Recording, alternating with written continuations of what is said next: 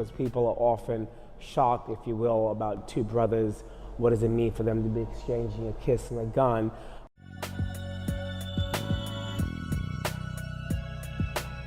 I'm Lyle Ashton Harris. Grateful to be here at the Nasher. I born in New York, Bronx, New York. Well, first I would like to give voice and acknowledge the late, great Blake Byrne, who was a patron and friend of mine, who I met through Jack Tilton in '94.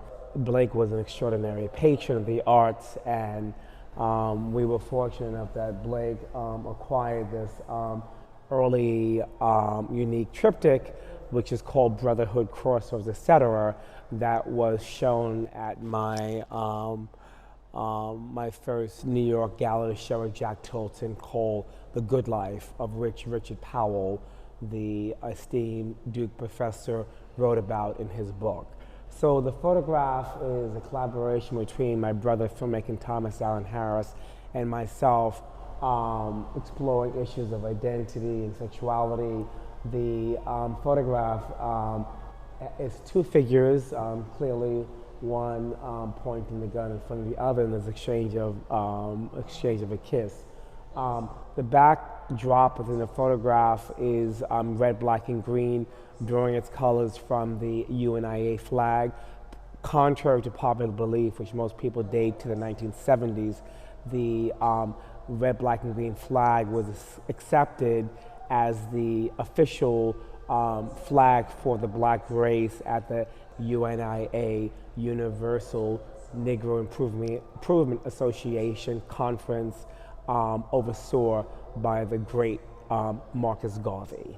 The photograph now is going in its third decade, and since its inception, it has been the subject of multiple dissertations at Harvard, Yale, what have you. But more importantly, it has ignited, it continues to ignite a conversation of dialogue, for people who see for the first time. And I often reference Cain and Abel because people are often shocked, if you will, about two brothers. What does it mean for them to be exchanging a kiss and a gun?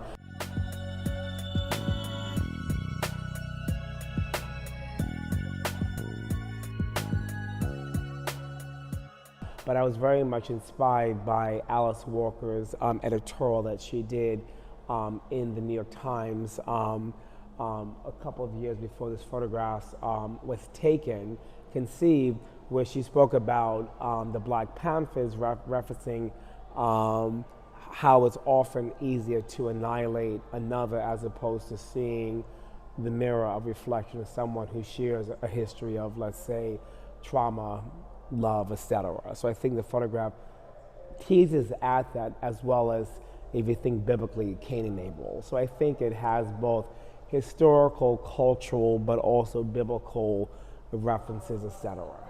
I think people need to somehow look inside themselves and to ask why they may be triggered or provoked, and what does that elicit for them, and that would be a necessary starting point. I do believe the potential of work that have successive disclosures. If one chooses to go deeper, they can go deeper with it, or one can stay on the surface, So, but I think both are deeply satisfying to a viewer.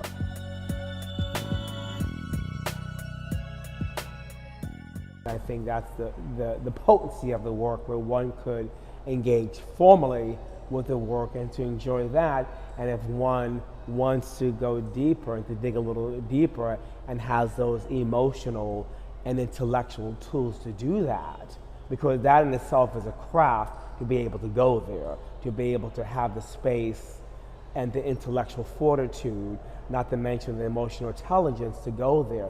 So I think in a way the work offers that potential if one wants to go there.